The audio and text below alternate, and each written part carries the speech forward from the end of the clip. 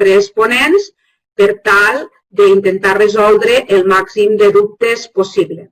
Us animem a que feu aquestes preguntes i comentaris, si pot ser en forma breu, perquè en puguem encabir el màxim possible. I jo ja no em voldria allargar més, passaria la paraula a la meva companya Mary Planes perquè comenci aquesta primera xerrada fent un repàs als resultats de les activitats proposades en la sessió anterior. Mary, quan tu vulguis. Molt bé, moltes gràcies. Hola a tots, bon dia. Doncs, com ha comentat la Neus, ara explicarem els resultats de les activitats proposades en la sessió 1. Primer de tot, he pensat fer un breu resum del que es va parlar en la sessió 1 perquè hi ha alguns que no va poder assistir en aquesta sessió, llavors serà un resum molt curt. Primer, es va presentar els resultats d'un estudi que es va fer amb una càmera del Fruit Centre. Les càmeres del Fruit Centre són càmeres petites d'uns 53 metres cúbics i el que vam voler estudiar és l'efecte del maneig de la càmera en la humitat relativa de l'ambient. O sigui, anàvem canviant diferents coses de maneig de la càmera per veure com li afectava la humitat. El primer que vam fer va ser aportar l'aigua amb la humidificació. O sigui, vam activar els humidificadors una hora al dia, més o menys, i vam veure que hi havia un increment de la humitat relativa del 3 al 4%. Aquests resultats eren molt lògics, no? Si aportem aigua, lògicament ens augmentarà la humitat relativa. Una segona cosa que vam fer va ser augmentar la temperatura del glicol. La temperatura del glicol aquí ja és alta, o sigui, conservem una temperatura bastant alta i el que vam fer és pujar de -4 a -2,5 i també vam observar un increment de la humitat relativa. Després, el que vam provar és posar ventilació fixa. Ventilació fixa vol dir connectar els ventiladors 24 hores al dia, o sigui, no sol quan la càmera demani fred, sinó sempre. I aquí també vam observar un augment de la humitat relativa.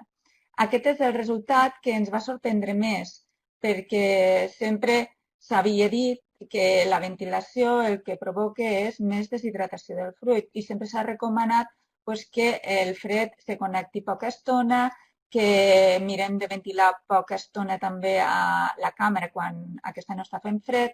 Llavors, aquest resultat va ser el més sorprenent. I a més, si augmentàvem la velocitat d'aquests ventiladors, o sigui, si aquí vam provar de treballar a 23 Hz, vam passar a 35, encara augmentàvem més la humitat relativa. Això també era una mica contradictori del que sempre s'havia dit. Velocitats més altes, en teoria, deshidraten més. Primer, ens vam pensar que igual aquesta humitat, aquest increment d'humitat relativa de la càmera podria ser degut a que aquesta ventilació el que feia és agafar aigua del fruit. Però el que vam provar també amb càmeres buides i el resultat va ser el mateix. O sigui, a la que posàvem ventilacions fixes, automàticament ens augmentava la humitat relativa.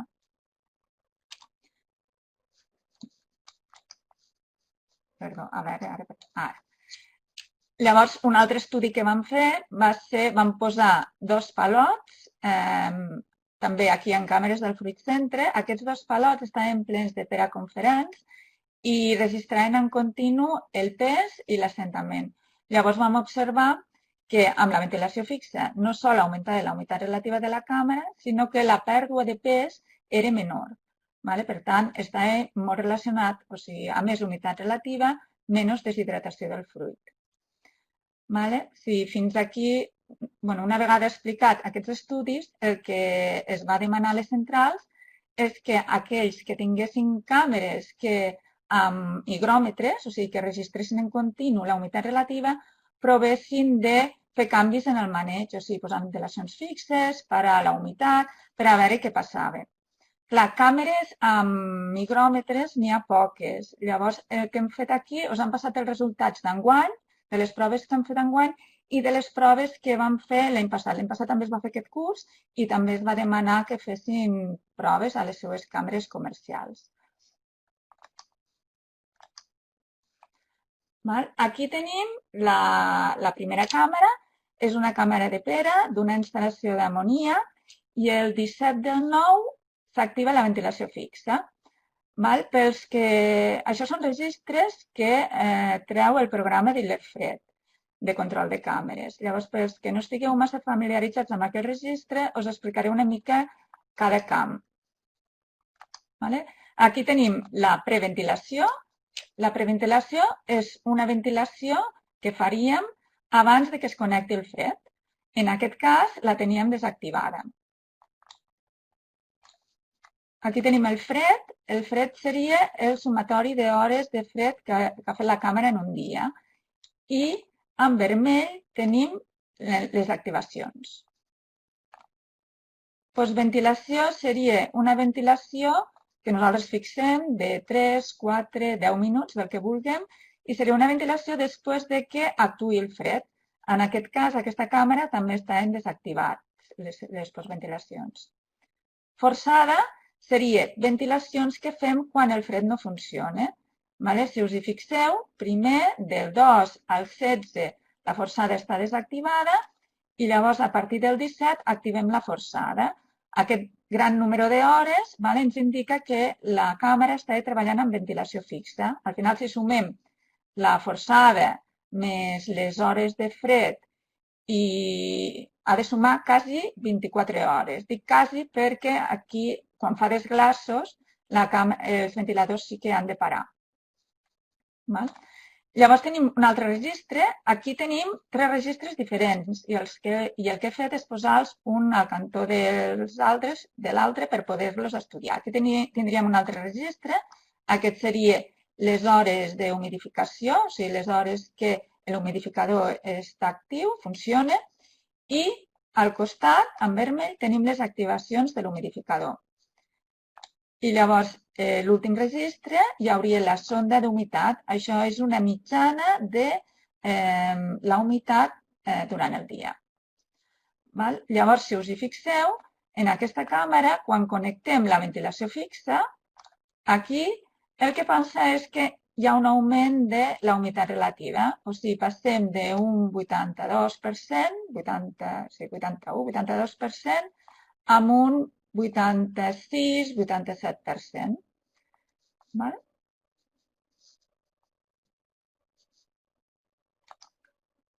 Aquí us he volgut posar aquest exemple perquè això és el dia que nosaltres vam connectar la ventilació fixa.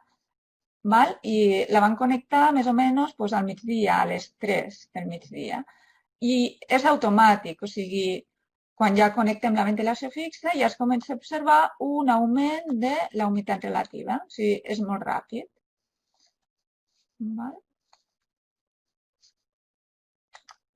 Aquí tenim una altra càmera. Aquesta càmera també va connectar, és una instal·lació d'amoníac, és una càmera de pera, i es connecta la ventilació fixa el 18/9 i veiem automàticament que ens augmenta la humitat relativa. Ja partim d'una humitat relativa alta, molt alta, del 96%. En el moment que nosaltres posem ventilació fixa encara ens puja més al 99%.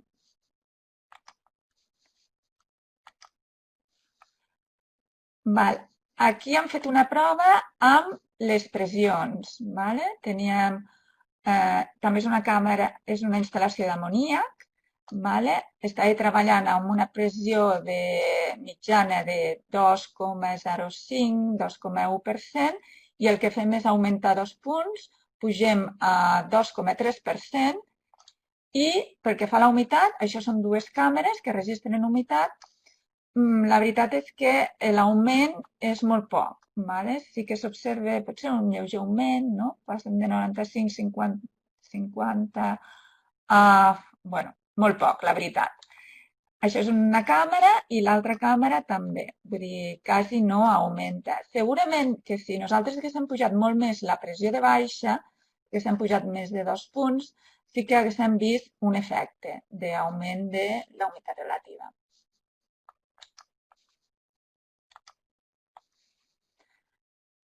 Aquí tenim un altre exemple. Aquest es va fer el curs passat. Us l'he volgut posar perquè vegueu que no sols passa amb instal·lacions d'amoníac, sinó que passa amb altres tipus d'instal·lacions. En aquest cas, és una instal·lació de R427 i, com podeu veure, la ventilació fixa la posem aquí, en el primer període, i automàticament veiem que la humitat és del 95-96% i quan traiem la ventilació fixa baixa al 93-92%.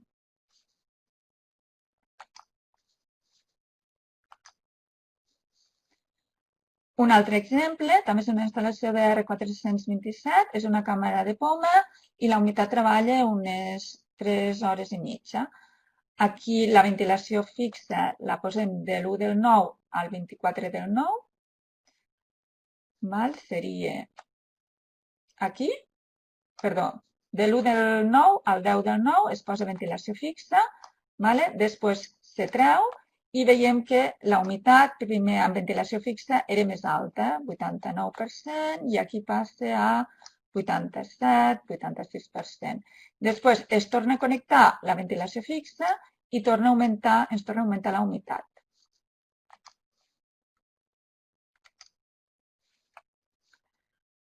Aquí una altra instal·lació de R427, de pera. Hi ha 5 hores d'humitat diàries i veiem el mateix. En el moment que nosaltres connectem ventilació fixa, hi ha un augment de la humitat relativa. Passem d'un 87 a un 92-93%. Després, quan se torna a parar, torna a disminuir.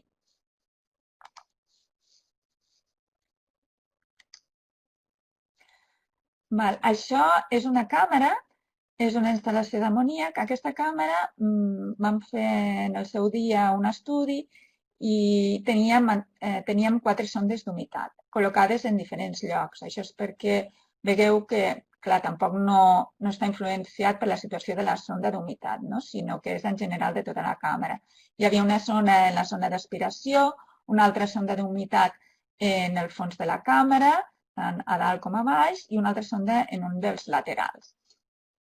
I el curiós d'aquí és que parem la humitat, veieu, amb aquest període d'aquí la humitat està parada i la humitat relativa és la mateixa. Estem aquí amb 93%, amb humitat parada amb un 94%, i aquí tornem a connectar la humitat i estem amb un 94% també. I passa amb totes les sondes d'humitat, a les 4 sondes. Llavors, això ens indica que la humitat durant la conservació tampoc no és massa important, sempre que puguem tindre humitats relatives altes. En aquest cas, aquesta cambra podria prescindir de l'humidificador. En conservació, mentre estan emplenant, la càmera sí que és important.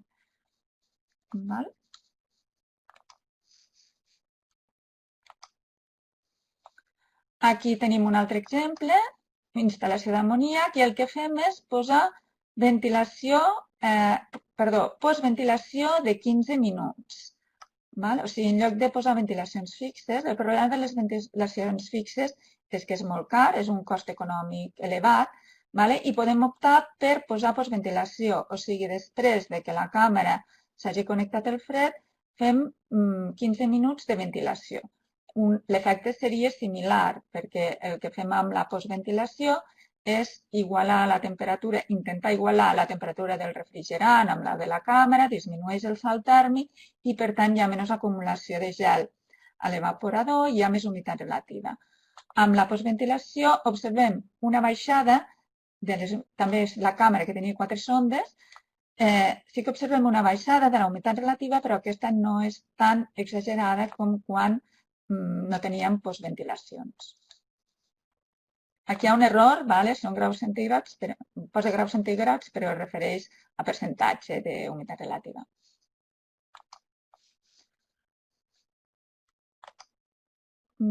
I això, fins aquí, aquesta part d'activitat. Ara passaríem a una segona activitat. Es va demanar també a algun voluntari per col·locar un sensor de deshidratació. Aquest sensor de deshidratació l'ha dissenyat Hiller Fred. és, tal com podeu veure aquí, en aquest palot, és un cilindre que té una mena de que té forats perquè la fruita pugui passar l'aire per dintre el cilindre, i a l'interior el que fem és emplenar-lo de fruita. I llavors aquest cilindre el que fa és registrar en continu el pes, l'assentament, la humitat relativa i la temperatura. Enguany s'ha fet amb 2 càmeres de conferents de l'empresa EC, han posat. Clar, el problema és que aquestes càmeres estan en atmosfera i encara no tenim els resultats finals, perquè no estan obertes. Suposo que s'obriran a la primavera, no? Llavors, el que farem és explicar-vos els resultats de les proves que es van fer l'any passat en 2 empreses diferents. Hi havia 2 càmeres de blanquilla en l'empresa A i 2 càmeres de conferents en l'empresa C. El que sí que farem és explicar-vos com està actualment aquest estudi.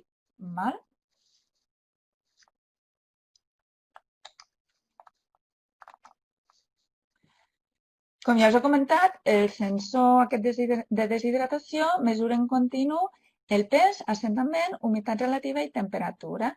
I això és el programa que podem veure, on podem veure les dades. Tenim aquí hi ha un cilindre a la càmera 21. Aquest cilindre està dintre del palot i actualment ha tingut una pèrdua de pes d'un 1,8%. I ha guanyat en assentament. Assentament em refereixo és la distància d'un punt al fruit. Per tant, a mesura que avança la conservació i que el palot va perdent pes, en teoria l'assentament hauria d'augmentar. Llavors aquí hi ha hagut un guany d'assentament de 2,89%.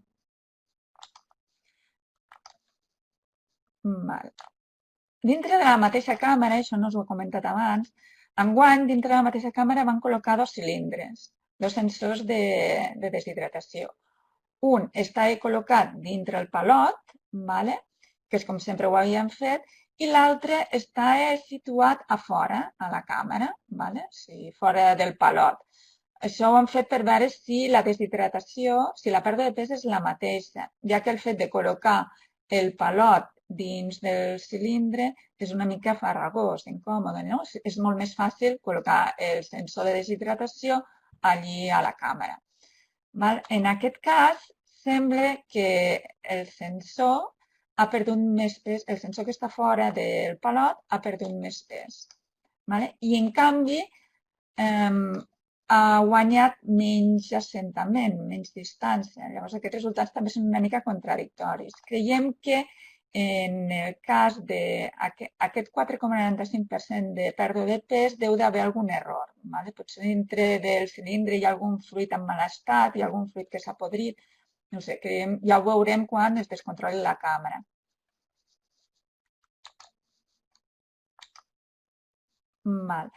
Això és l'altra càmera on tenim el cilindre.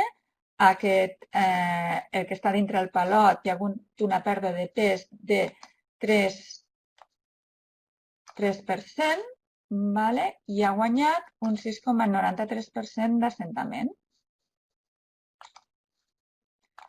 En aquest cas, el que està a fora del palot, la pèrdua de pes ha sigut la mateixa. O sigui, quasi també està al 3%. Per tant, aquí això ens indicaria que no és necessari posar el sensor de deshidratació dintre el palot, sinó que fora de la càmera també seria correcte. I en quant a l'assentament, hi ha hagut més guany.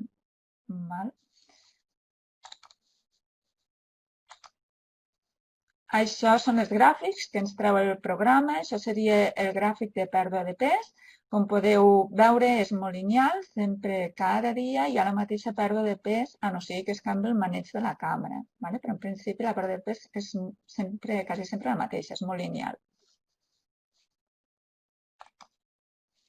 I això seria l'assentament. L'assentament no és una dada tan bona com la pèrdua de pes, ja més, els gràfics estan més esterotats, no són tan lineals, però bueno, és un indicador més, que sempre que hi hagi, potser si hi ha algun error en la pèrdua de pes, tenim l'assentament per poder esbrinar una mica què és el que passa.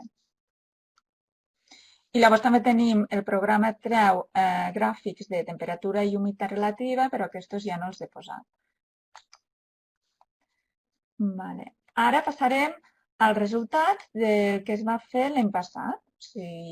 Teníem, com us he comentat, teníem 2 càmeres de blanquilla en l'empresa A i 2 càmeres de conferència en l'empresa B.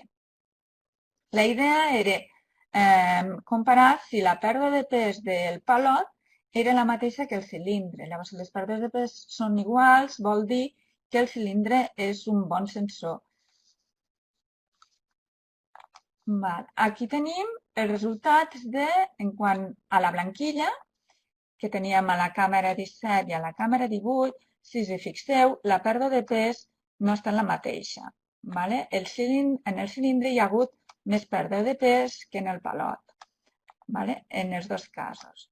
Aquestes càmeres van estar 7 mesos en conservació i quan vam obrir el cilindre van detectar diversos fruits podrits, amb podridura. Llavors creiem que ha sigut per això, que la pèrdua de pes no ha sigut la mateixa. Sempre amb aquest sensor s'ha de vigilar molt els fruits que es col·loquen dintre, no han de tindre ferides, no han d'estar molt madurs, per si no ens podem trobar aquest tipus de problemes. Llavors, en quant al grau de deshidratació, la blanquilla no es deshidrata tant com la conferència i llavors no vam detectar deshidratació. Aquí em falta. Això són els graus de deshidratació. De 0 seria que el fruit està perfecte, no mostra deshidratació.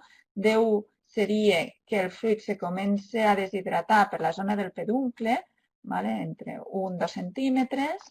De 2 seria que la meitat del fruit està deshidratat, per la zona del peduncle sobretot, i de 3 seria que està molt deshidratat.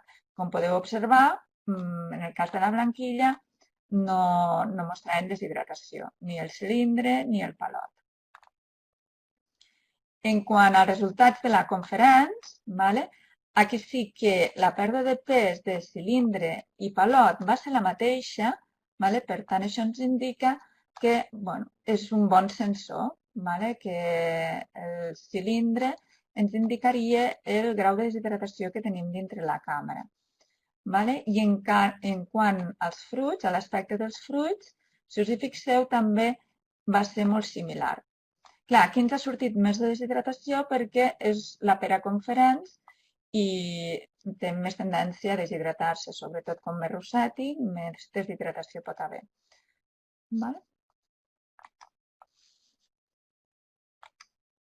Llavors, aprofitant que teníem el cilindre dintre un palot, que anava registrant en continu el pes i l'assentament, vam aprofitar a fer un altre tipus d'estudi, fer modificacions en el maneig per veure com li afectava a la humitat relativa. Aquí el que vam fer, això és la central A, càmera 17, i és una instal·lació d'amoníac. Aquí el que vam fer, parar durant un període la humitat, i dintre d'aquest període, això és una càmera que ja treballàvem fixa, si us hi fixeu, té ventilació fixa, sempre, i el que vam fer, vam parar l'humidificador, durant un temps va continuar treballant amb ventilació fixa i després, i el que fem després és parar aquesta ventilació fixa durant uns 3 dies per veure què passa. I aquí tenim els resultats. En vermell podem veure la humitat relativa, com va evolucionant. En blau tenim la pèrdua de pes i aquestes barres verdes indiquen cada període les modificacions de maneig que vam fer. En el primer període tenim la humitat funcional, 1 hora i quart, i tenim ventilació fixa. En el segon, el que fem és parar la humitat i al parar la humitat, si us hi fixeu, no s'observa cap augment ni disminució de la humitat relativa. O sigui, amb aquesta càmera, també durant la conservació podríem treballar sense humitat, sense que funcionin els humidificadors. I a part, les pèrdues de pes són molt similars. Després, el que fem en el tercer període és, amb la humitat parada, desconnectem la ventilació fixa. O sigui, la ventilació funciona quan funciona el fred i automàticament s'observa una baixada de humitat relativa. I a més, també veiem que la pèrdua de pes és el doble, quasi el doble, és més elevada. Després tornem a connectar la ventilació fixa, augmenta la humitat relativa i després aquí, en aquest període d'aquí, el que fem és augmentar la velocitat dels ventiladors. O sigui, passem de treballar a 30 Hz a 50. I també veiem que quan fem això augmenta encara més la humitat relativa. Aquest és la mateixa càmera, el mateix gràfic, el que canvia, aquí us he volgut posar en blau tenim la temperatura. Això és perquè vegueu que la temperatura, quan nosaltres parem la ventilació fixa, la temperatura ens pot variar. En aquest cas ens ha augmentat. Si passem d'una temperatura de 0,3 potser, més o menys, a una temperatura de quasi 1 grau. Què passa? Quan tenim ventilacions fixes, pot ser que la vàlvula ens quedi una mica oberta i vagi entrant refrigerant. Llavors el que estaríem fent és baixar més la temperatura de la càmera. Llavors s'ha de vigilar molt. Quan treballem amb ventilacions fixes, d'anar controlant les temperatures dels fluids de la càmera. Una altra cosa curiosa també és que amb ventilacions fixes, si us hi fixeu, la temperatura és més constant, no varia massa. O sigui, aquests sí que veiem pics, aquests pics que veiem que puja tant són desglaços, però quan la càmera no fa desglaços, la ventilació fixa es manté molt, molt constant. En canvi, quan la traiem, hi ha més variació, hi ha més augments i disminucions.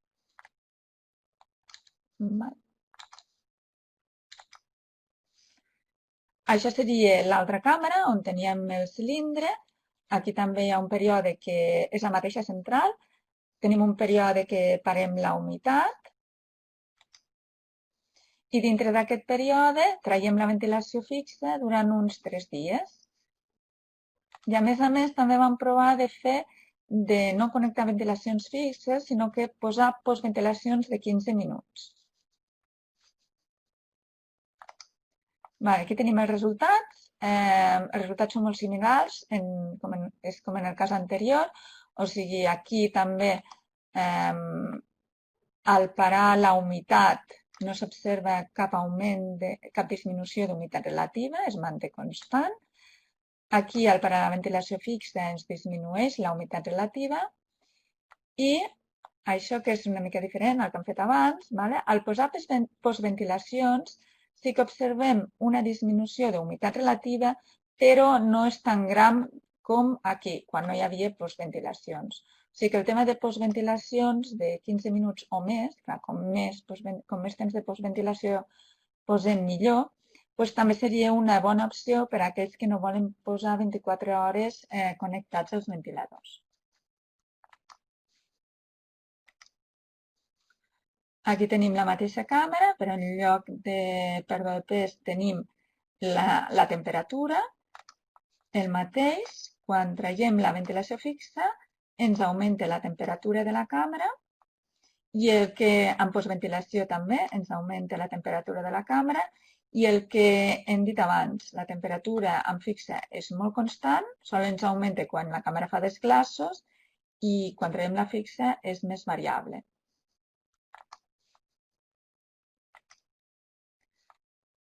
Aquí us he posat el dia que es va posar, que van connectar la postventilació de 15 minuts. Aquí tenim en blau temperatura, veiem que és molt constant i aquí ja comença a variar amb la postventilació. I la humitat relativa, que és en vermell, doncs veiem com disminueix una miqueteta amb la postventilació.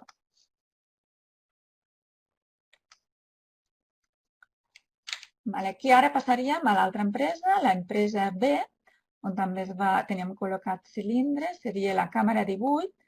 El que es va fer aquí és, aquesta càmera, aquesta central no treballava amb ventilacions fixes i el que vam fer és connectar la ventilació fixa durant del 26 al 2 del 10. I vull dir, van ser dos períodes, del 26 al 2 del 10 i del 14 del 10 al 20 del 10. I dintre d'aquest segon període el que vam fer també és treure la humitat. Aquí tenim els resultats. En aquesta càmera, sense ventilació fixa, tenim unes humitats relatives de 86%. En el moment que connectem la ventilació fixa ens augmenta la humitat, va ser a un 89%. Aquí traiem la ventilació fixa, torna a disminuir la humitat relativa i aquí ens torna a augmentar amb ventilació fixa.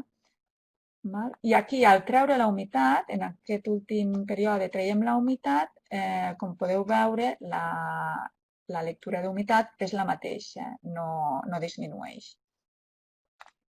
Aquí, si us hi fixeu, en aquest tram d'aquí hi ha un canvi de comportament de la humitat relativa. Aquí hi ha molts pics, en canvi, en aquesta zona és més constant.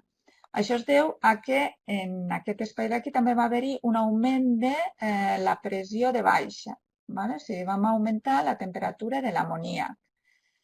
Amb l'augment de la temperatura d'amoníac no s'observa un augment de la humitat relativa, però sí que veiem que és més constant, o sigui, la humitat relativa, no hi ha tantes fluctuacions.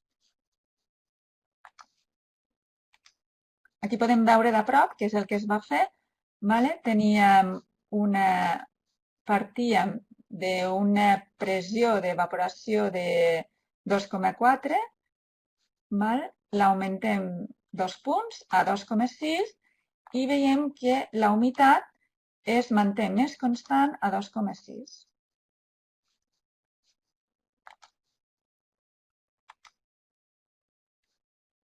Això és el que passa amb la temperatura. És la mateixa càmera que abans. I aquí veiem que quan connectem ventilació fixa a la temperatura, com en el cas anterior, es manté més constant.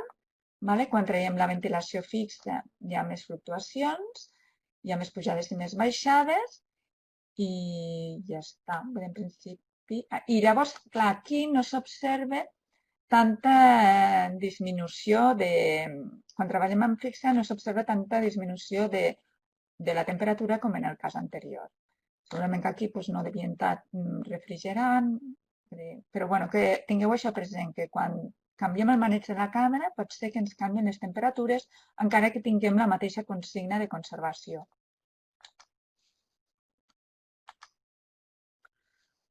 Aquesta és ja l'última càmera. Aquesta càmera no vam poder fer gran cosa perquè es va descontrolar, es va tornar a controlar. Veieu, aquí es controla, però al cap de 3 dies es descontrola la càmera. I aquí sí que es torna a controlar i amb aquest període, que és una miqueta més llarg, sí que vam fer alguna prova. O sigui, vam posar ventilació fixa perquè aquesta central en principi no treballava en ventilació fixa. I els resultats van ser aquests. També en el moment que nosaltres connectem la ventilació fixa, ens augmenta la humitat relativa. I fins aquí aquesta primera part. Ara passaríem a l'altra part, que parlaríem de diferents sistemes d'emplenat de càmera.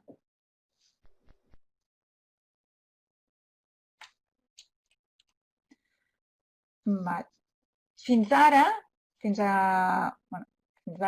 vam centrar sobretot en tema de conservació. O sigui, quan hi ha la fruita, veure la deshidratació quan la fruita està ja dintre la càmera.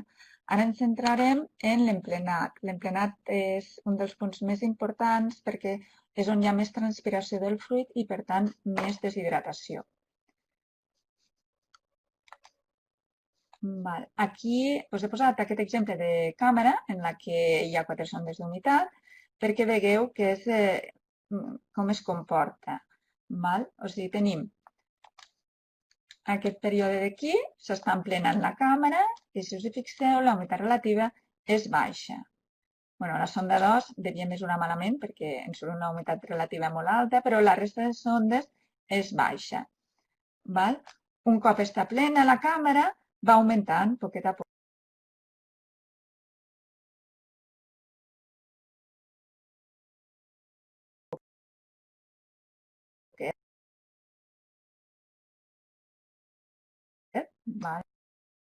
O sigui, a mesura que anem arrofegant el fruit, la humitat relativa augmenta.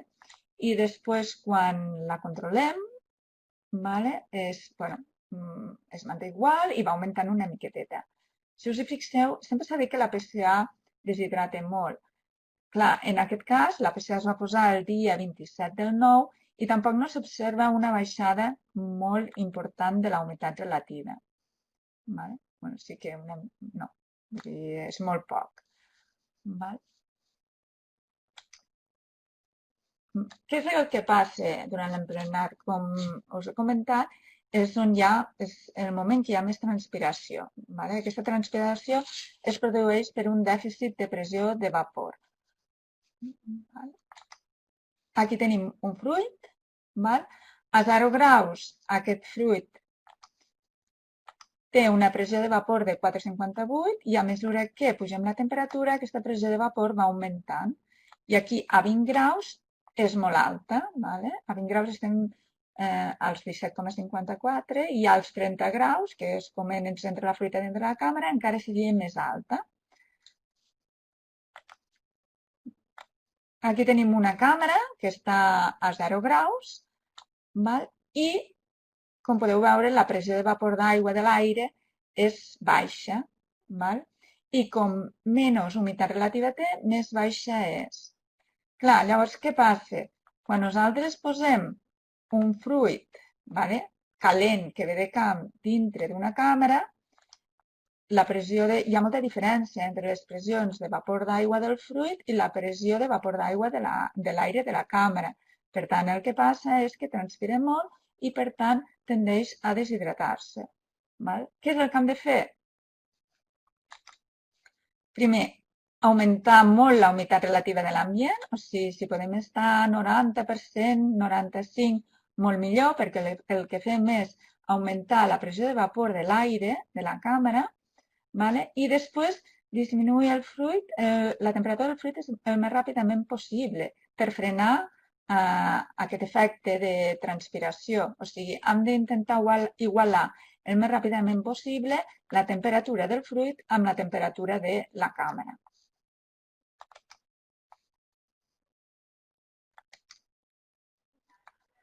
Això és un estudi que es va fer per veure què és el que passava en diferents tipus de refrigeració. Primer vam provar una refrigeració lenta. Eren 3 palots col·locats en una mateixa càmera, d'aquí del Fruit Centre. Dintre d'aquests palots hi havia conferents d'una mateixa partida i el que vam fer era comparar refrigeració lenta, ràpida i refrigeració per immersió en aigua. O sigui, teníem un palot. Això és la refrigeració lenta. Se va posar el palot dintre d'una càmera i en aquesta càmera es anava baixant a poc la temperatura. Cada 2 o 3 dies anàvem baixant una mica. El temps total que vam tardar a refrigerar aquest palot va ser de 11 dies. Aquí tenim la refrigeració ràpida. Es va posar el palot directament en una càmera de menys 0,5 graus. I, com podeu veure, el temps total va ser de 19 hores. I aquí tenim el tercer palot. El que vam fer aquí, no disposàvem d'hidrocooling i el que vam fer era una banyereta on anava circulant aigua i hi havia gel. el que fèiem era baixar la temperatura del fruit fins a 8 graus, val? I després posar-lo a dintre d'una càmera que està a menys 0,5. El temps total va ser de 11 hores. I aquí tenim els resultats. Com podeu veure, la pèrdua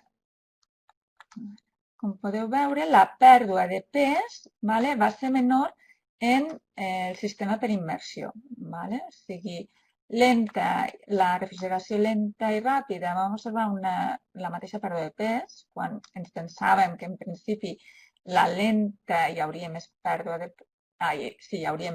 pes, i el d'immersió va ser el que n'hi havia menys.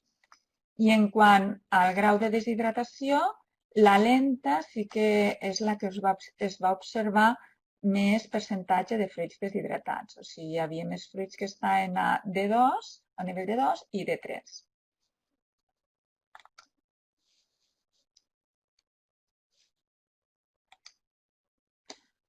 Això és un altre estudi que es va fer l'any passat amb hidrocooling. Aquí el que fèiem era comparar una refrigeració en càmera, una refrigeració ràpida, amb una refrigeració per hidrocooling. Dintre la càmera teníem els dos palots dels dos tipus de refrigeració. Aquests palots anaven registrant en continu pes i assentament. El resultat va ser el següent. Aquí en taronja tenim la pèrdua de pes de l'hidrocooling i en blau la pèrdua de pes dels fruits del palot que està dintre de la càmera. Si us fixeu, la pèrdua de pes és major amb hidrocooling. Sí que el que va passar, vam deixar 24 hores el palot, que anés marxant la humitat, que s'anés escorregant la humitat, però segurament que no va ser suficient. Clar, aquesta pèrdua de pes, que sembla que sigui una major en hidrocooling, deu de ser que anava perdent l'aigua de la dutxa. Aquí tenim l'assentament. L'assentament en la càmera sí que ens va anar molt bé, però sembla que el sensor de l'hidrocooling no va anar bé, per tant no podem comparar-ho. I aquí en aquest gràfic us he posat aquesta relació de pèrdua de pes durant la prerefrigeració. En blau tenim la temperatura del fruit i en taronja tenim la pèrdua de pes. Com podeu veure, la pèrdua de pes aquí quan la temperatura és alta és major, o sigui, el fruit transpira més i conforme va baixant la temperatura, la pèrdua de pes és menor.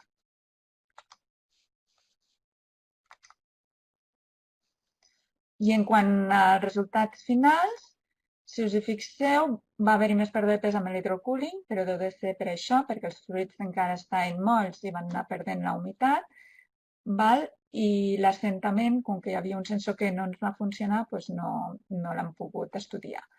I en quant al grau de deshidratació, sembla que l'hidrocooling hi havia més fruits que estaven poc deshidratats. O sigui, hi havia una mica més quantitats de fruits de 0, que vol dir que no s'observa gens de deshidratació, que a cambra.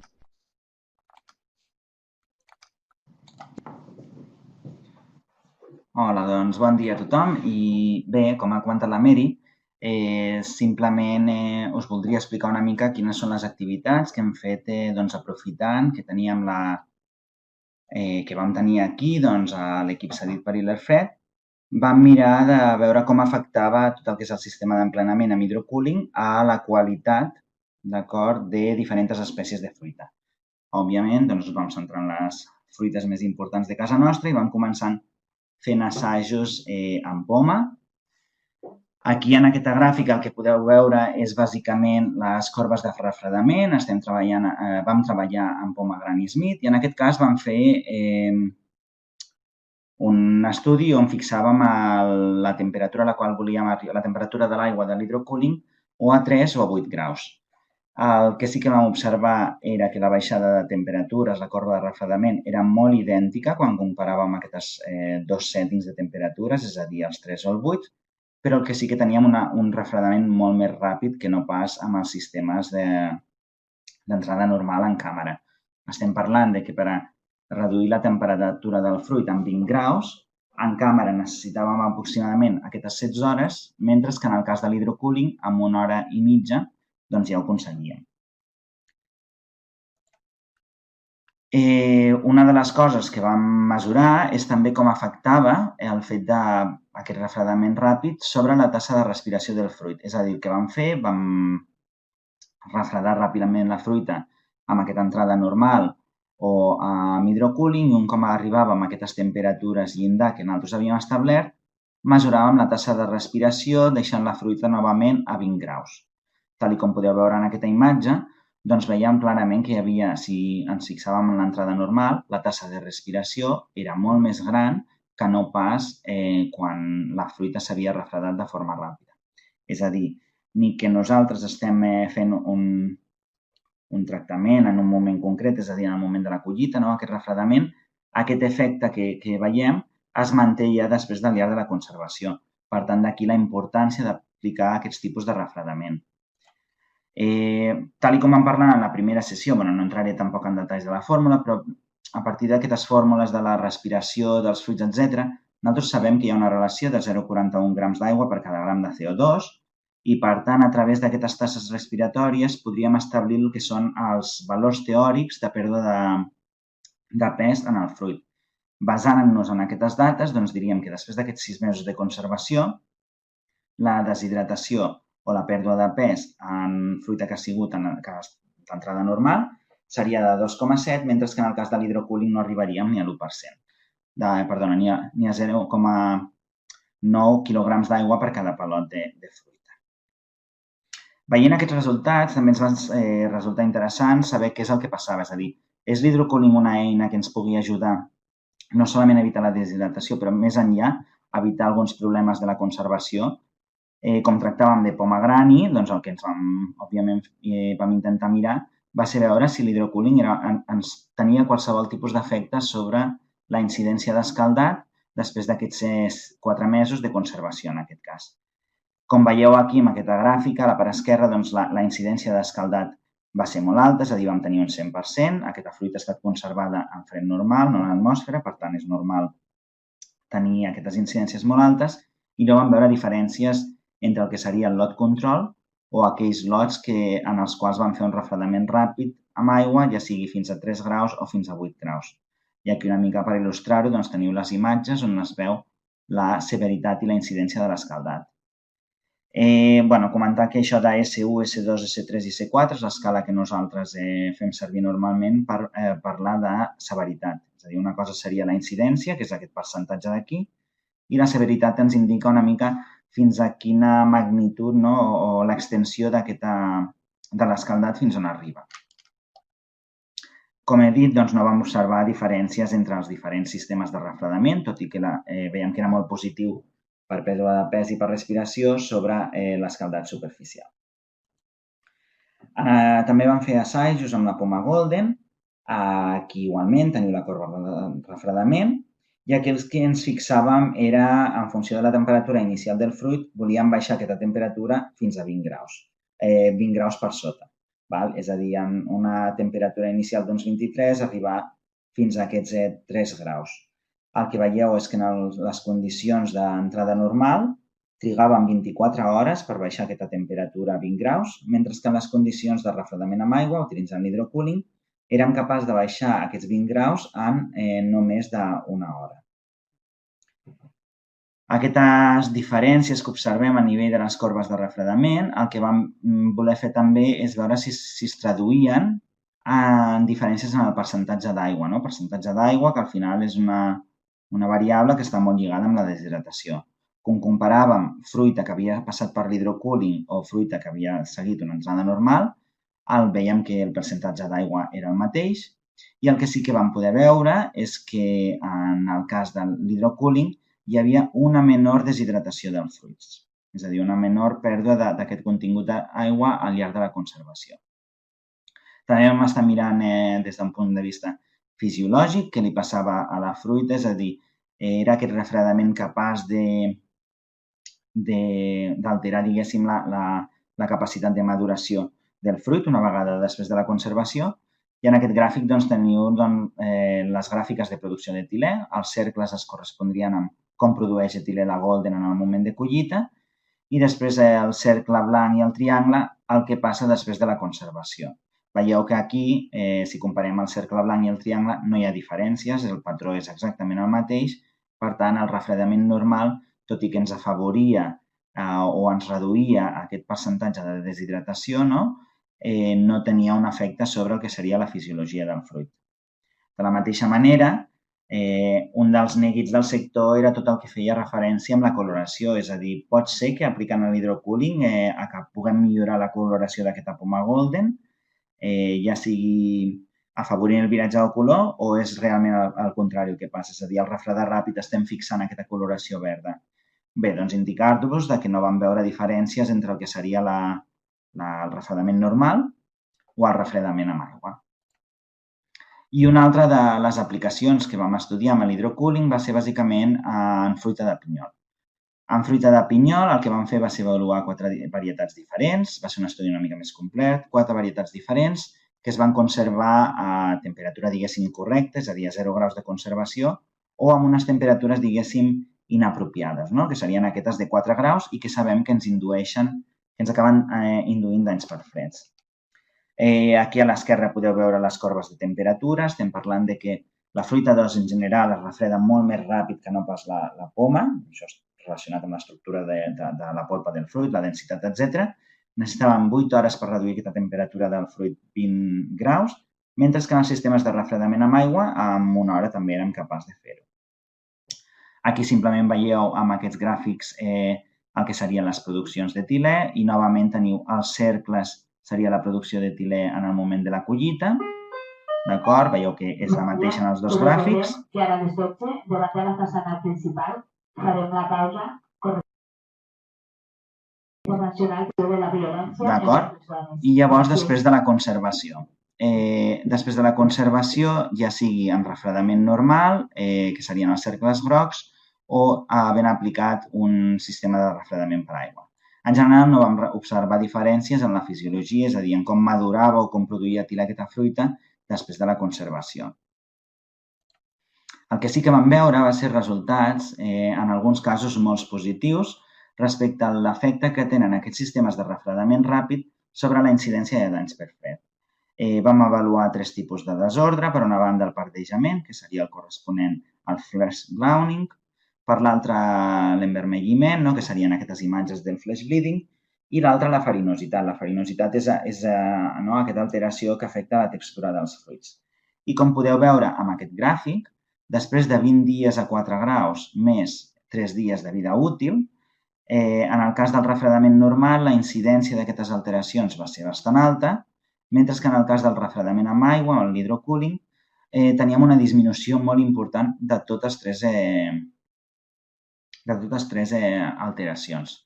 Clar, això va ser un resultat que ens va sorprendre molt, en sentit positiu, perquè realment pot ser una eina molt important pel sector, no tant quan estem conservant a temperatures de 0 graus, d'acord? Perquè en aquest cas ja veureu a continuació que no vam veure un efecte molt destacat de l'hidrocooling, però sí quan tenim previsió, per exemple, d'exportació o no podrem controlar també les temperatures de conservació. En aquest cas, remarcar que la conservació en fred es feia a 4 graus i per això la incidència d'aquests danys és tan alta.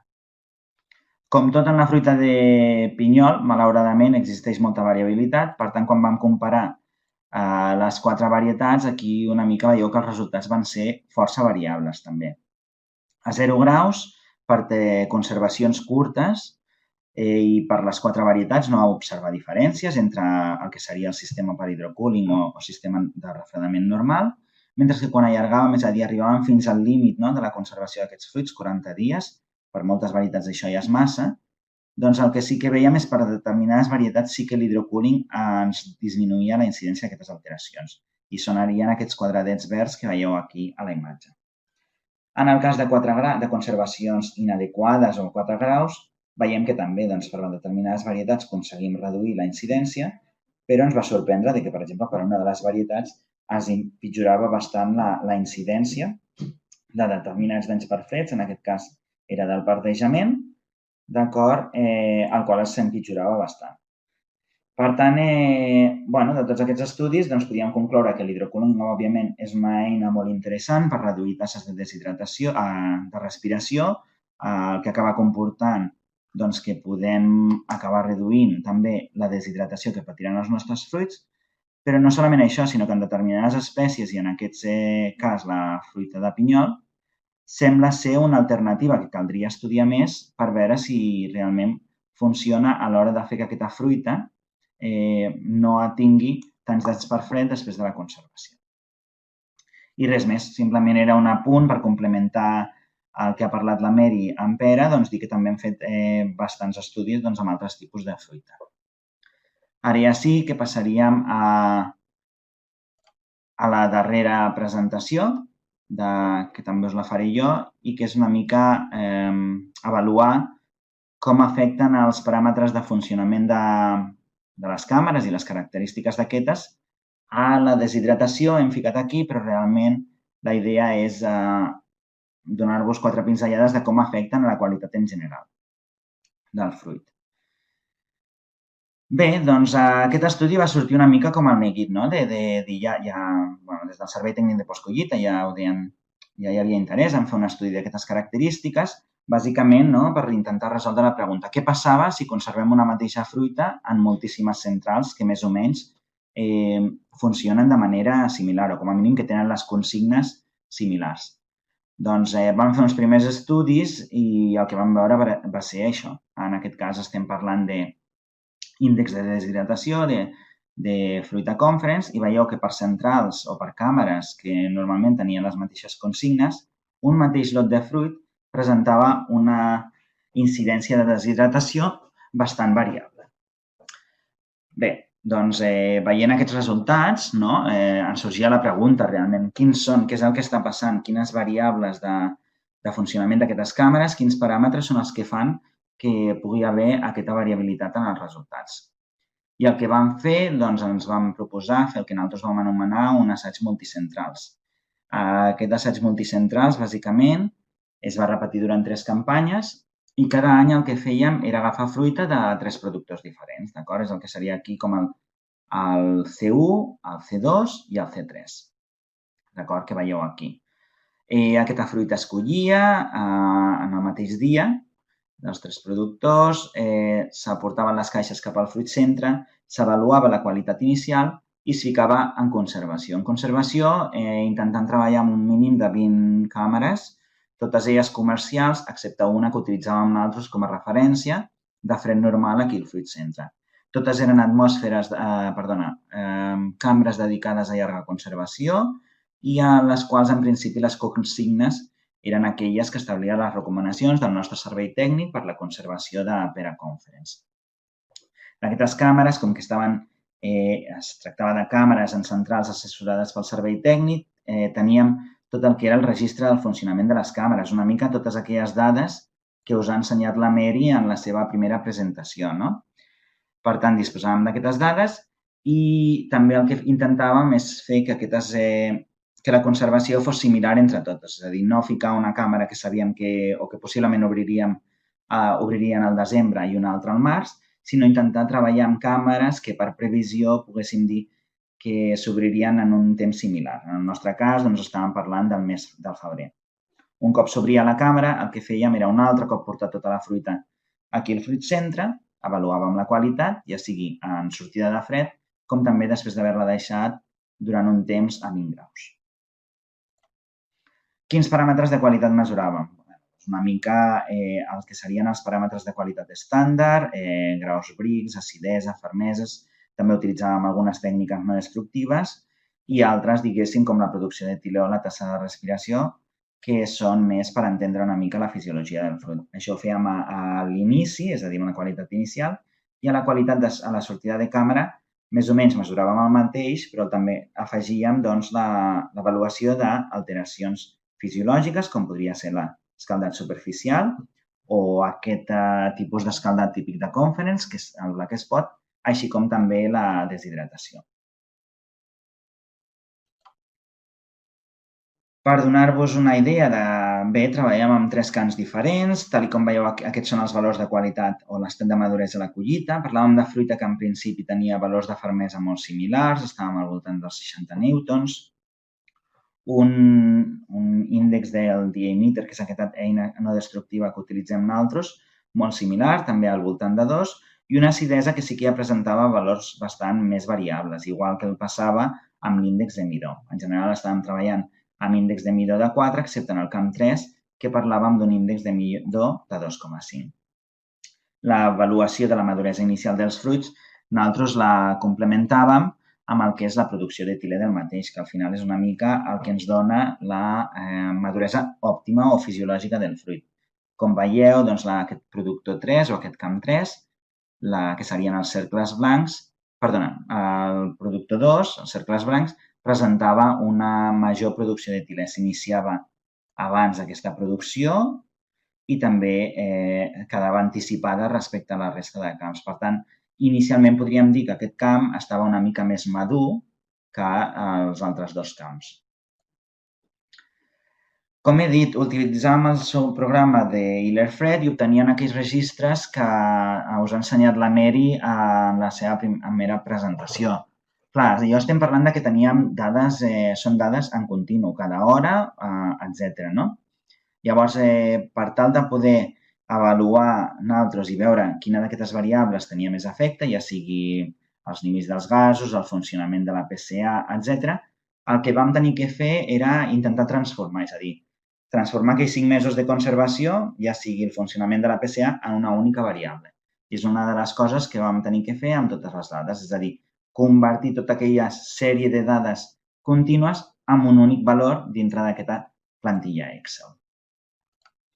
Vam fer això i aquí us mostro una mica els resultats perquè veieu quina era la variabilitat. Òbviament, totes aquelles variables que venien definides per consigna, és a dir, la concentració d'oxigen, de CO2, temperatures, veureu que la variabilitat és, entre cometes, bastant reduïda. És a dir, treballàvem amb centrals, amb càmeres, on el valor mitjà de CO2 estava al 0,5 i la variabilitat que podia haver entre les càmeres era bastant reduïda. Aquests punts que veieu aquí, en el cas de l'oxigen i el CO2, bàsicament es tracten de la càmera del fruit centre que treballàvem amb atmosfera normal, és a dir, no fèiem atmosfera controlada. D'acord? Els nivells d'oxigen estàvem treballant a nivells al voltant de l'1%, sí que hi havia alguna càmera que treballava amb oxígens que potser es descontrolaven en algun moment, però en general les càmeres presentaven bastanta homogeneïtat en aquest sentit, a nivell de la concentració de gasos. A nivell del funcionament de la PCA, aquí oblideu-vos perquè no tingueu en compte aquests, o no vulgueu entendre què vol dir aquest valor, perquè al final és una transformació que nosaltres fem de totes les dades contínues. Sí que veiem que hi havia bastanta variabilitat. Teníem uns valors mitjans de 1, però un gran nombre de centrals estaven treballant amb valors propers a 4 i fins i tot algunes de 6. D'acord? És a dir, ja veiem que el funcionament de la PCA era bastant variable en funció de la càmera que teníem. El mateix per l'absorbidor, les admissions i l'humidificador. En aquest cas, veiem, igual que en la PCA, que la variabilitat també era bastant elevada. Normalment, aquestes variables el que fan és tenir en compte les hores de funcionament dels diferents equips. La temperatura ambient, com veieu, temperatures més o menys bastant similars entre les dues sondes. La temperatura del fruit a 0 graus, una mica per sobre dels settings que teníem o de les temperatures de les sondes. I el funcionament de fred també presentava bastanta variabilitat en funció de quina càmera estiguéssim estudiant. D'acord? Per tant, això va ser una mica un dels primers resultats. Veure que, tot i que teníem consignes molt similars, el funcionament de les càmeres era molt dispar. Llavors, com podíem intentar quantificar aquesta variabilitat que existeix en les càmeres? És una mica aquesta imatge que veieu en aquesta diapositiva. Aquí, diguéssim, tindríeu els diferents paràmetres, les diferents centrals, que serien de l'1, que seria aquestes Ls, els diferents lots, i per cada una d'aquestes variables, un quadradet vermell vol dir que té valors molt alts, un quadradet verd vol dir que està treballant amb valors molt baixos. valors molt baixos respecte al conjunt de les càmeres. Per tant, el que vam poder veure és que hi havia una variabilitat molt gran entre les càmeres. Això és una altra forma, aquest gràfic de mà dreta és simplement una altra representació d'aquest de l'esquerra, però el que sí que us vull ensenyar és que, per exemple, la L11 es correspon amb la nostra càmera del fruit centre i, òbviament, aquesta era la càmera que era més diferent de la resta de càmeres. La resta de càmeres s'agrupen, diguéssim, en aquest arbre, amb aquestes branques s'agruparien a la part esquerra. I el que ens va sorprendre era, per una banda, de que sí que hi havia casos on, per exemple, a veure si les trobo ara, L17 i L19 són càmeres d'una mateixa central i que amb consignes similars tenien un comportament, treballaven d'una forma bastant idèntica. Però, per exemple, la L4 i la L5 són càmeres que també pertanyien a una mateixa central, en teoria amb consignes molt similars, però que, com veieu aquí, estan molt separades una de l'altra, és a dir, el funcionament d'aquelles càmeres era molt dispar. Per tant, això va ser una de les primeres parts del nostre estudi, que era veure o intentar entendre quina variabilitat teníem en el funcionament d'aquestes càmeres, és a dir, de tots aquells paràmetres que nosaltres normalment no tenim fixats com a consignes, però com són de diferents quan estem conservant el mateix. I ara aquí, si haguéssim fet el curs presencial, us faria la pregunta de què creieu, què creieu que és més gran? Aquesta variabilitat que us ensenyava a l'inici de la presentació sobre la qualitat del fruit o la variabilitat que hem observat que tenen les càmeres en el seu funcionament? Inicialment, nosaltres, quan ens vam plantejar l'estudi, i més jo com a fisiòleg, era sempre dir que la variabilitat que pugui haver associada al fruit era més gran que no pas la de les càmeres. Però una vegada calculades aquestes dues coses, ens vam sorprendre una mica. És a dir, la variabilitat que hi ha, la variança que tenen el funcionament de les càmeres és, si les intentem quantificar, més elevada, d'acord, que aquella que presenten l'estat de maduresa dels fruits. Per tant, un primer apunt és la importància que té no solament aquelles consignes que nosaltres fixem, però sinó el funcionament que té aquella càmera, perquè al final és una font de variació molt important i que, òbviament, podrà finalment afectar a la qualitat dels fruits. Una vegada vista la variabilitat que tenien les càmeres, el que vam fer va ser avaluar què passava amb la fruita. És a dir, una vegada sortida de conservació, era molt diferent aquesta fruita entre les diferents càmeres. Bé, es repetia una mica. Per algun camp veiem que era bastant uniforme, però per altres camps veiem que hi havia molta variabilitat, i precisament per aquest camp 2 o 3 es confirmava una mica el que havíem, la primera diapositiva que us havia ficat. Aquesta variació que veiem de fruita, que en teoria és la mateixa, com pot ser que conservada, en teoria, sota consignes molt similars, acabi tenint tanta variabilitat, per exemple, en la deshidratació. Estem parlant que alguns fruits presentaven un 100% de deshidratació amb una severitat relativament alta, mentre que altres, com per exemple l'L12, no presentaven pràcticament deshidratació. Doncs bé, una mica per intentar resoldre aquest dubte, el que vam fer, aquí s'ha colat aquesta diapositiva, perdoneu, era avaluar també altres alteracions. Passava el mateix no solament amb la deshidratació, però amb el famós escaldat o el black spot que nosaltres teníem amb la Conference.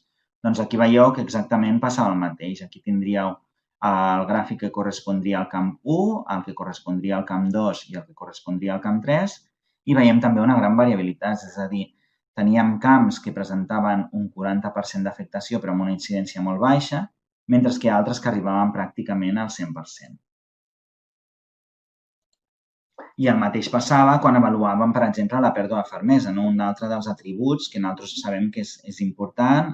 En Pere, els gràfics superiors es correspondrien pels 3 camps a la fermesa a la sortida de càmera, és a dir, després d'aquests 5 mesos de conservació, i en aquest cas estaríem parlant en els gràfics de baix de la fermesa dels fruits després de 5 dies d'haver passat a 20 graus una vegada trets d'aquesta conservació. Veiem que la quantitat de la pèrdua de fermesa que tenen durant la conservació és també bastant variable, és a dir, tot i que parlem de la mateixa fruita, tenim una variabilitat bastant elevada. I ara sí, doncs la idea era, podem associar aquesta variabilitat que tenim amb els resultats qualitatius, amb la incidència de la deshidratació aquesta variabilitat que hem vist en el funcionament de la càmera? Bé, doncs ens vam plantejar diverses formes de fer-ho i aquí únicament us ensenyo una de les aproximacions que hem fet, d'acord? Bàsicament és agafar aquesta variabilitat natural, per exemple, en el tema de la deshidratació, com són de variables aquests resultats, intentem juntar-la amb la variabilitat que hem vist en el funcionament de les càmeres, apliquem una sèrie de tècniques, que això no entraré, d'anàlisis estadístics, i llavors construïm uns models que ens diran quines variables són importants per a un atribut en concret. I és una mica el que us volia presentar ara. Per exemple, quan ens centrem en el tema de la deshidratació, què és el que veiem? Això són els resultats d'aquests models que nosaltres obtenim. Aquí teniu per cada una de les diapositives la variabilitat en la deshidratació, que és la mateixa que hem vist en gràfics anteriors, i això ja serien 3 gràfiques del model. Amb quines ens hem de fixar? Doncs, per una banda, ens hauríem de fixar amb aquesta d'aquí, que el que ens està dient és, amb aquesta variabilitat de càmeres i de fruits, som capaços de predir la deshidratació utilitzant aquestes variables de funcionament de les càmeres? Bé, veiem que hi ha una certa aproximació. Això a nivell estadístic seria un model bastant vàlid, on veiem que la deshidratació real s'associa, per a la majoria de casos, amb la deshidratació que seríem capaços de predir. Com construïm aquest model? Doncs aquest model es construeix amb totes aquestes variables, però el que sí que ens diu el resultat final és quina d'aquestes variables tenen un pes important en el model. I aquí, doncs, bé, una mica ens va sortir el que nosaltres volíem o esperàvem que ens sortís, no? Perquè confirmava tots els resultats que havia presentat la Mary. La ventilació era el paràmetre més important, d'acord? És a dir, contra més gran és la barra i, sobretot, si passa d'1, més important és aquesta variable que es correspon a la ventilació en aquest model. És a dir, és la variable que més pes tenia a l'hora d'intentar predir la deshidratació del fruit. Després havia les temperatures de les sondes, de l'ambient, i també l'absorbidor. Clar, això són variables que nosaltres, en principi, algunes d'elles ja les esperàvem, altres no. Però aquí veieu una mica, doncs, dintre d'aquestes variables, quin és el pes, si és un pes positiu o un pes negatiu. És a dir, nosaltres el que ara seríem capaços, i és el que hem d'acabar de validar, és en futurs anys veure si som capaços de predir ja aquesta deshidratació sense necessitat d'avaluar-la, únicament tenint en compte aquestes variables, d'acord, que hem considerat durant aquest estudi. Al final obtenim una espècie d'equació on ens diu que el percentatge de deshidratació és igual a una sèrie d'associació entre aquests factors, i us marco aquí en vermell les que, segons el model, ens han sortit, on surten que són les més importants a l'hora de predir aquesta deshidratació dels fruits. Igualment que ho vam fer per la deshidratació, vam fer el mateix per la fermesa. Aquí veieu una mica els resultats, veieu que la predicció inclosa és més bona que aquella que teníem per la deshidratació, i aquí ens sortia diverses variables que eren importants, però entre les quals destacava l'admissió. Bé, això ara són estudis que a nosaltres també ens han generat força preguntes, perquè ara, òbviament, per part nostra, hem d'intentar veure com afecta exactament aquesta admissió a la pèrdua de fermesa que observem en la fruita, perquè segons els models veiem que és una variable molt important. Per resumir-ho, aquí sí que veiem que l'admissió, la PSA, l'humidificador i la ventilació eren les variables que tenien un pes més gran dintre d'aquest model, però que també érem capaços de predir, és a dir, nosaltres podríem establir en funció d'aquests valors de funcionament quin seria el percentatge de fermesa que tindria la fruita després de la conservació. Vam fer el mateix amb l'escaldat, i en l'escaldat també vam tenir una capacitat de predicció molt elevada. En aquest cas, la incidència es va associar a l'humidificador, a la ventilació i al contingut en oxigen. Algunes d'aquestes variables també eren esperades que ens sortissin i altres no tant. I el mateix, ara ens toca per part nostra intentar veure quina és la relació directa que pot haver entre totes aquestes variables i realment la incidència d'aquesta alteració. Sí que és veritat que, a diferència d'una correlació normal, és a dir, nosaltres no podem dir que més absorbidor o menys alteració, perquè aquestes variables que ens identifiquen els models aquests, bàsicament són variables identificades tenint en compte el conjunt de tot. És a dir, una per si sol, per exemple, aquí ens pot dir que l'humidificador és una variable molt important, però nosaltres ara quan mirem únicament l'efecte de la humidificació sobre la incidència, en aquest cas, de l'escaldat, possiblement veurem que no hi ha cap mena de correlació directa. I d'aquí l'interès d'aplicar aquest tipus de models de regressions que ens poden ajudar a predir variables o, en aquest cas, atributs de qualitats de la fruita. Bé, això seria una mica el resum d'aquest estudi i per concluir, diria bàsicament, per una banda, que existeix la importància de controlar ja no solament totes aquelles consignes de la càmera, sinó el funcionament correcte i fer aquest control del registre de les diferents equips, dels diferents paràmetres que tenen a veure amb el funcionament de la càmera. Hi ha equips que són molt importants o el funcionament de determinats paràmetres que són molt importants per aspectes qualitatius específics i aquí, òbviament, remarcaríem que ja ho ha fet la Mary, tot el tema de les ventilacions contínues, dels humidificadors, que no solament poden afectar les deshidratacions, sinó que també hem vist, segons aquests models, que podrien tenir un paper clau a fer que una cambra tingui més incidència d'una alteració que no pas una altra. I amb això, una xerrada una mica diferent, espero que us hagi resultat interessant, ja acabaríem amb aquesta part de presentacions. Molt bé, Jordi i Mary. Molt interessant, la veritat, i a veure si poguéssim trobar aquest model que ens correlacionés els paràmetres, realment seria molt interessant poder predir si la nostra fruita es deshidratarà o no es deshidratarà. Llavors, el que farem ara és passar al torn de preguntes. Sisplau, demanaria a la Mary i al Jordi que engeguin les càmeres i que estiguin aquí amb nosaltres, encara que sigui virtualment, que estem tots aquí. Us animo a que, si voleu, continueu enviar-nos preguntes mitjançant el xat i, de moment, nosaltres anirem contestant les que ja tenim. La primera de les preguntes és per a tu, Mary, i ens diuen si amb els ventiladors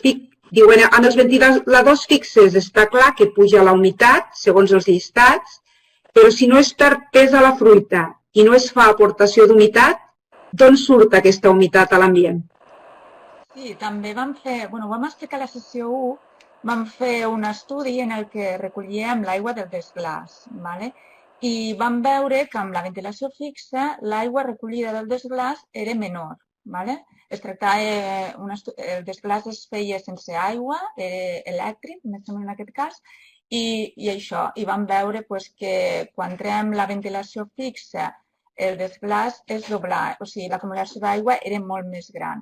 Llavors, l'efecte que pensem que hi ha és que quan la càmera fa fred, quan passa el refrigerant per l'evaporador, com que hi ha un salt tèrmic gran, llavors s'acumula aigua, o sigui, l'aire que passa per allà, per l'evaporador, fa condensar aigua i aquesta s'acaba gelant. Però quan para el fred, quan parem el fred i continua ventilant, el que fem és igualar, del tot no s'iguala, però el que fem és calentar el refrigerant que ha pogut quedar, o sigui, el refrigerant està allí, no circula, calentem el refrigerant i disminuïm el salt tèrmic, per tant. Llavors, al disminuir el salt tèrmic, aquesta aigua que ha pogut condensar no acaba congelant-se i, per tant, augmenta la humitat relativa de la càmera. Creiem que és per això. Molt bé, Mary. Moltes gràcies. Una altra pregunta que ens fan, també per a tu, és quin cost econòmic aproximat pot suposar per a una central conservar amb ventilació fixa? Sí, fa un temps també vam posar mesurador de xarxa en un dels ventiladors d'una càmera comercial i vam veure que hi havia un increment d'1 € al dia per ventilador.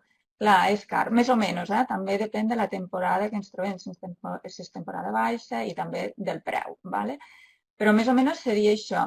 Llavors, és €1 més o menys treballant a velocitats molt baixes, de 20 Hz. a la que pugem velocitat, a 35 ja era 1,5 € i si no tinguéssim variadors de freqüència i treballéssim als 50 Hz, seria molt major. Per això, les ventilacions fixes es recomanen, sobretot, sempre que tinguem variadors de freqüència i amb velocitats baixes, pel tema econòmic, perquè si no se'ns dispara. Clar, amb una càmera que té potser 5 ventiladors, 6, ja passaríem a 6 € al dia. Clar. Clar, és car. Gràcies, Mary. Tenim una pregunta per al Jordi que ens diu: es limita la deshidratació amb l'aplicació de l'UMPCP? Bueno, en principi, sí, l'UMCP bàsicament el que fa és redueix molt la tassa de respiració, no? I si tornéssim amb aquella diapositiva on fèiem els càlculs teòrics, doncs la pèrdua de pes seria la pèrdua de pes i la deshidratació seria molt menor per aquesta inhibició de la respiració. Nosaltres, així a nivell pràctic, sí que és veritat que en aquests estudis no hem inclòs l'MCP com un dels factors, però, per exemple, en altres estudis en Pera Conference sí que també veiem que sobretot aquesta deshidratació molt lleu que només afecta la zona peduncular, doncs en el cas de fruita tractada amb MCP no s'acostuma a veure. Molt bé. Una altra de les preguntes, aquesta és per a la Mary. La ventilació fixa en cambres sense humidificadors també augmenta la humitat relativa? En teniu alguna experiència? Sí, de fet, tots aquests casos que hem vist, hem observat això, que el fet de parar humidificadors, la humitat relativa continua sent alta. O sigui, inclús ho recomanem. Nosaltres el que recomanem és que si treballem amb ventilacions fixes i veiem que la humitat és alta, que parin la humitat, perquè no és necessària. Sí que és molt necessària durant l'emplenat, però després, durant la conservació, no. Recomanem, tampoc som una mica cautelosos, no? Sempre anem amb una mica de por. El primer que fem, el primer any sempre treballem amb la mateixa humitat, el segon any ja reduïm a la meitat i el tercer any, si surt bé la fruita, ja els diem, podeu parar la humitat. La humitat sempre ens dona problemes que se'ns formi molt gel a la càmera, a vegades la fruita que està sota de l'humidificador surt molta lenticel·la marcada i amb ventilacions fixes veiem que la humitat es manté molt alta i si connectem els ventiladors, la humitat també continua, es manté igual al mateix nivell i per tant sí, es pot fer. Hi ha moltes centrals que ho fan, vull dir que no tenen humidificadors i treballen amb ventilacions fixes. Molt bé, gràcies, Mary. Una pregunta per al Jordi que ens diu: si refredem la fruita amb hidrocooling a l'entrada, això ens afavorirà que tinguem més podridures, que tinguem més presència de fongs, que se'ns podreix més? Bé, aquesta és una pregunta quasi més per tu, Neus, però en teoria nosaltres no ho hem vist. O sigui, és una de les coses que avaluem i no hem vist cap efecte sobre la incidència de podridures. En el cas de la fruita 2 o pera, tampoc. També és veritat que l'hidrocooling també ofereix la possibilitat d'aplicar qualsevol tractament durant el mateix refredament de la fruita, d'acord? Igual que abans se feia el drencher, ara una de les opcions seria aplicar-ho i de fet nosaltres, tot i que la temperatura del caldo no seria l'adequada, en algun assaig, per exemple, no me'n recordo quin producte és, però en el cas de pera l'hem arribat a aplicar amb fungicida. Però en qualsevol cas la resposta és que no hem vist, no sembla que incrementi la incidència. En principi no. Molt bé, gràcies, Jordi. Una altra pregunta que ens diu: com influeix la humitat en les càmeres d'atmosfera controlada? I si no estan dotades aquestes càmeres d'humidificadors, influeix d'alguna manera? Per a tu també pots, Mary, no? No, de fet, totes aquestes proves s'han fet en càmeres d'atmosfera controlada. I, per tant, si no hi ha humidificadors, és que no es manté igual la humitat alta, no hi ha cap problema. Ara, de fet, la gran majoria ja són de càmeres d'atmosfera controlada en fred normal, fem poqueta cosa. Tenim més problemes en fred normal, perquè a l'obrir la porta, vulguis o no, la humitat relativa és més baixa, no? Però en càmeres d'atmosfera controlada no, es manté la humitat relativa molt alta. Una altra de les preguntes que tenim és, durant la conservació, es pot parar la humitat a les càmeres? Sí, però, clar, depèn de la instal·lació que tinguem. A veure, clar, parau així, vinga, poso, o sigui, jo el fet de, vinga, poso totes les càmeres amb ventilació fixa, paro humitats, això s'ha de fer amb cuidado, vull dir, no és tan fàcil, vale? O sigui, primer, jo el que recomano és provar una càmera amb ventilació fixa, vale? Si veiem que ens surt millor el fruit, vale? Un cop oberta, doncs llavors ja pararia humitats o reduiria humitats. Si també ens surt bé, doncs llavors ja la pararia per complet.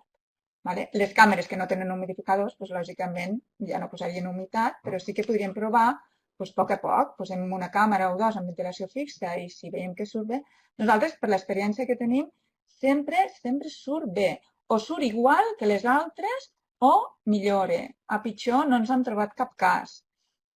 Però, bueno, clar, el que hem de tindre clar és que sí que hem dit que la ventilació fixa augmenta la humitat de la càmera, però la ventilació deshidrata, això està clar. O sigui, el fet de ventilar molt deshidrata el fruit. L'únic que, clar, en aquest cas, tenim humitats relatives molt altes. Però si nosaltres amb la ventilació fixa tampoc arribem a una humitat molt alta, potser sí que deshidrataríem llavors. Bueno, no sé si s'ha de vigilar. Gràcies, Mary. Ens pregunten també que per a les consignes més baixes d'oxigen a les càmeres controlades, si s'hauria de pujar les consignes de temperatura a les càmeres o seria millor mantenir la mateixa temperatura. Contesto jo. Bueno, nosaltres mantenim la mateixa temperatura. Sí que es pot pujar una miqueteta per no estressar el fruit, però més o menys les càmeres de pera les conservem que estan en atmosfera, amb baix oxigen les conservem igual que amb oxígens més alts. Molt bé. Ara ens anem animant, Ens pregunten també si la ventilació fixa pot evitar o reduir la necessitat de col·locar els plàstics aquests que posem als palots. Clar, els plàstics de dalt, que estan més a prop de l'humidificador i de l'evaporador, jo aquests els continuaria posant, perquè sempre aquella fruita és la que rep més aire fred de l'evaporador.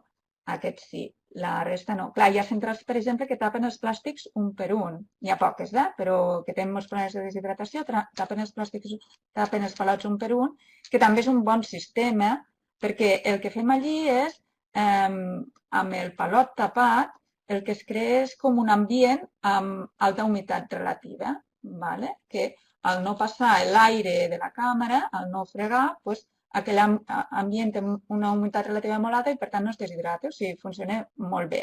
L'únic que, clar, és molt laboriós anar forrant els palots amb plàstics un per un. Llavors, jo optaria per això. Els de dalt sí, pel tema d'aquell... A més, a les entrades, sempre, clar, els evaporadors no paren de funcionar i pot ser que gelem una mica la part de dalt. Jo a dalt, sí, per seguretat, els continuaria posant i els palots individuals tapats amb plàstic no faria falta. Molt bé. Moltíssimes gràcies, Mary. Moltes gràcies a tots per totes les preguntes. Realment hem tingut una bona quantitat de preguntes, una participació gran. Esperem que haguem respost el millor possible els vostres dubtes. Per suposat, sabeu que podeu contactar amb nosaltres si us ha quedat alguna cosa per dir-nos. També us volem dir que quan s'acabaran aquestes jornades se us enviaran unes enquestes que us demanem que la contesteu, que ens doneu el vostre feedback sobre què us ha semblat, la valoració de la jornada i també els vostres comentaris, perquè sempre ens ajuden a intentar fer-ho millor, no? I anar canviant i adaptar més al sector les nostres jornades.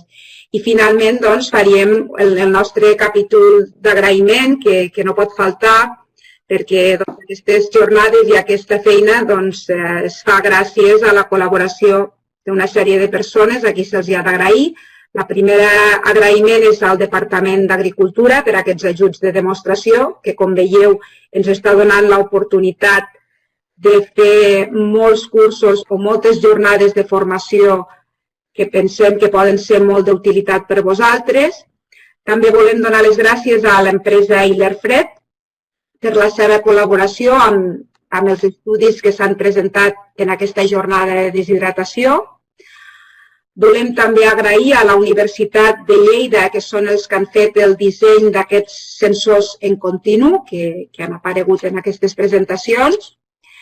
Donar les gràcies també a la Mary i al Jordi per les presentacions que ens han fet amb un tema que no és fàcil sempre, són molts números, no són presentacions amb moltes fotografies, però realment jo crec que ens han donat una visió molt clara dels temes de la deshidratació i esperem que a partir d'ara ho puguem fer millor i si podem tindre models que ens ajuden a predir, doncs això ja serà molt, però que molt interessant.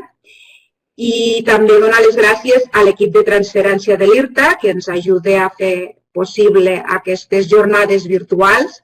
No se us escape que per nosaltres no és fàcil posar-nos a parlar davant d'una pantalla sense un públic i, per tant, doncs, és d'agrair tant als nostres ponents com als que ens ajuden a que puguem continuar fent jornades tot i no poder-les fer presencial. I, finalment, doncs, a tots vosaltres, que heu estat més de 30 connexions, que heu confiat una vegada més amb nosaltres, us heu connectat i heu explicat heu escoltat les nostres explicacions i, a més, heu participat en preguntar-nos els vostres dubtes. Llavors, per nosaltres, acabaríem aquí. Crec que hem anat bastant a temps amb el que ens havíem proposat. Molta salut a tothom i fins a la propera.